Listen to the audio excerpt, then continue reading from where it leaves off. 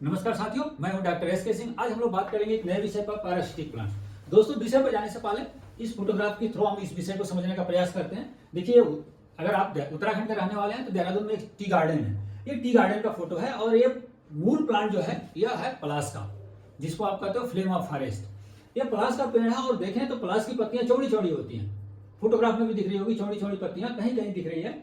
और इसमें देखिए छोटी पत्तियों का दो तरह का वेजिटेटिव स्ट्रक्चर दिख रहा है। एक थोड़ा लाइट कलर लिए हुए और एक ग्रीन, डार्क ग्रीन कलर लिए हुए। ये दोनों के दोनों पैरासिटिक प्लांट है। तो इस तरह से पैरासिटिक प्लांट किसी न किसी होस्ट प्लांट को ग्रो करते हैं। आप भी कभी किसी गार्डन में कहीं घूम रहे हो तो जरूर इस पॉइंट ऑफ व्यू से अगर उस ट्री को देखेंगे तो जरूर समझ में आएगा। अगर देहरादून के रहने वाले हैं जरूर टी गार्डन को देखिए।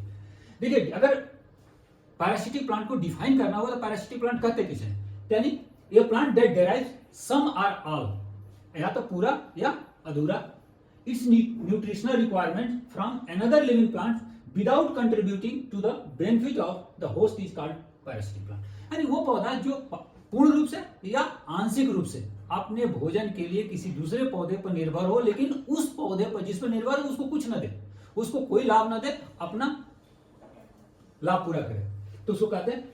अब ये जो मैकेनिज्म है, यानी दो पार्टनर हो गए, एक हो गया पैरासाइट, एक हो गया होस्ट।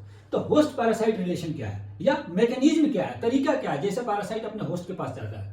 सामान्य तौर पे जो होस्ट प्लांट है उस होस्ट प्लांट के या तो स्टेम पर या रूट पर पैरासाइट ग्रो करता है। जो होस्ट प्लांट है, होस्ट प्लांट का स्टेम या रूट एक वोलेटाइल केमिकल रिलीज करता है और उसी को पैरासाइट प्लांट बनता है। तो आप ये आपके दिमाग में होगा, क्या उसके पास सूंघने वाला नाक है? नहीं, नोज नहीं है, लेकिन उसके पास एबिलिटी है, उसके ग्रोइंग टिप पर ऐसी रिसेप्टर प्रोटीन्स है जो उस वोलेटाइल केमिकल को जो होस्ट प्लांट ने रिलीज कर रखा है उसको पहचान लेता है। तो इस तरह से वो लोकेट कर देता है पैरासाइट अपने होस्ट को।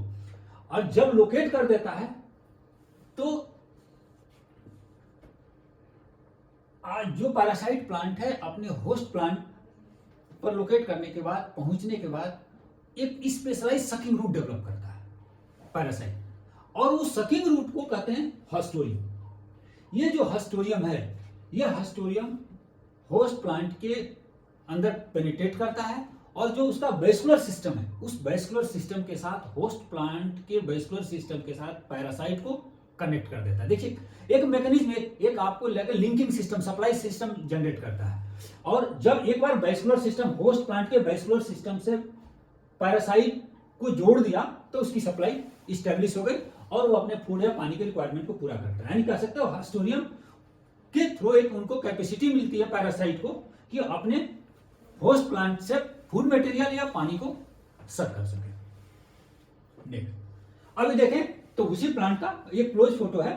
ये पलास का मूल पेड़ है और उस पर देखिए पैरासाइट ग्रो किया है। यह उसका मेन जो स्टेम था जिसके आगे जाकर ग्रोथ रुक गई, क्योंकि वहां पर आके आ गया पैरासिटिक प्लांट ने ग्रो कर ली। और यहाँ ये है होस्ट और यह है पैरासाइट। देखिए, इसी के भीतर इसने अपना एक हस्टोरियम का डेवलपमेंट किया और उसके वेस्कुलर सिस्टम से वो हस्टोरियम फूड एंड न्यूट्रिएंट की सप्लाई देने लगा।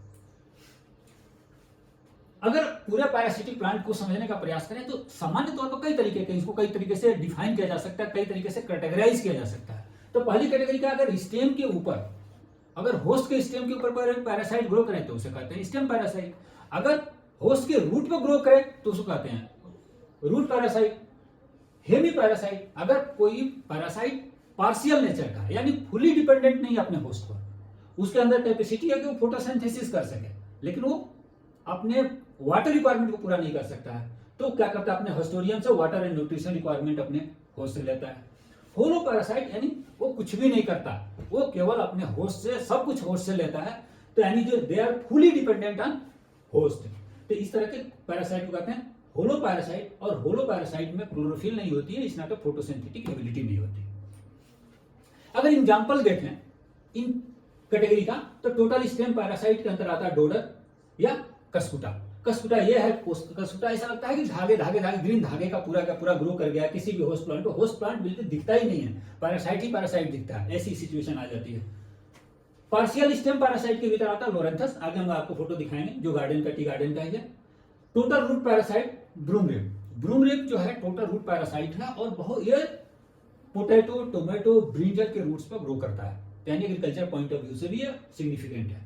और राफेल्सिया का हर प्लांट साइंस के स्टूडेंट को, एग्रीकल्चर के स्टूडेंट को राफेल्सिया का नाम सुना होगा, या जो एंट्रेंस बहुत सारी तैयारियां करते हैं। राफेल्सिया विश्व का एक ऐसा प्लांट है जिसका फ्लावर सबसे लार्जेस्ट फ्लावर होता है, 8 से 10 केजी का फ्लावर होता है, लगभग 30 से 50 सेंटीमीटर आकार का। ये राफेल्सिया जितना बड़ा फूल पैदा करने की क्षमता रखता है, अपना भोजन पैदा करने की क्षमता नहीं है। यह टोटल रूट पैरासाइट है, यानी सब कुछ रूट किसी और पौधे के रूट से लेता है।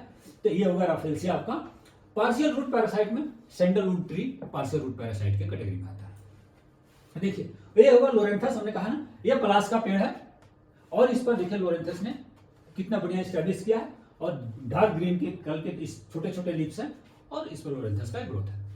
देखिए वही उसी पलाश के पेड़ पर एक दूसरे तरह की पैरासाइट जिसका कलर थोड़ा लाइट ग्रीन कलर का है, ये इसका ग्रोथ है। जब कोई भी पैरासाइट किसी होस्ट पर ग्रो करता है तो होस्ट को क्या नुकसान है? होस्ट को नुकसान है कि होस्ट की ग्रोथ को स्टंट कर सकता है, यानी उसको बढ़वार को रोक सकता है, या बहुत ज्यादा यदि पैरासाइट ग्रो कर जाए तो होस्ट क्या कर सकता है? शहीद हो सकता है, मर सकता है। यानी ये देखिए पेड़ एक पलाश का पेड़ है, और इस पर इतने सारे पैरासाइट ग्रो किए कि लास्टली ये पेड़ मर गया। और जब पेड़ खत्म हो जाता है तो मोर्टिलिटी होने के बाद धीरे धीरे पैरासाइट को भी मोर्टिलिटी हो जाती है, क्योंकि जब उसकी सप्लाई चेन ही खत्म हो गई तो पैरासाइट को भी अंततः खत्म होना होता है। और ये देखिए कितनी भयंकर पैरासाइट ग्रो किया, ऐसा लग रहा है कि इस टहनी को देखें तो लगेगा कि ये होस्ट का टहनी है, ये होस्ट की टहनी नहीं है। ये जो प्लांट है इसकी नेचर ही नहीं है इतनी बारीक टहनी बनाना, तो ये बेसिकली जो है पैरासाइट है। एक और तरह का पौधा दिखता है अगर आप ट्रीज के ऊपर देखें, बांदा ऑर्किड, खासतौर पर देहरादून जहाँ ह्यूमिडिटी वाले एरिया उसमें इस तरह के पेड़ काफी ज्यादा बांदा का जो है देखेंगे आप ट्री के ऊपर ग्रो किए हुए। आप अगर देखें तो ट्री के ऊपर ऐसा लगता है कि पूरे ट्री के ऊपर जड़ सा निकला हुआ है, और ऐसे छोटी छोटी लीव्स, खूबसूरत से फ्लावर भी आते हैं। बांदा पैरासाइट नहीं है, यह इपीफाइट है। इपीफाइट और पैरासाइट में अंतर यह है कि पैरासाइटिक प्लांट अपने रिक्वायरमेंट को अपने होस्ट से पूरा करता है, इपीफाइट किसी रिक्वायरमेंट को होस्ट से पूरा नहीं करता है। They grow on surface of plant take moisture and nutrients from air, rain या डेब्री सराउंडिंग, उनके चारों ओर ग्रो करता है और उसी से अपना काम चलाता है, और इस प्रकार इपीफाइट की कैटेगरी में आता है। दोस्तों ये रहा प्लांट पैरासिटिक यानी इपीफाइट। पसंद आए तो लाइक करो, सब्सक्राइब करो।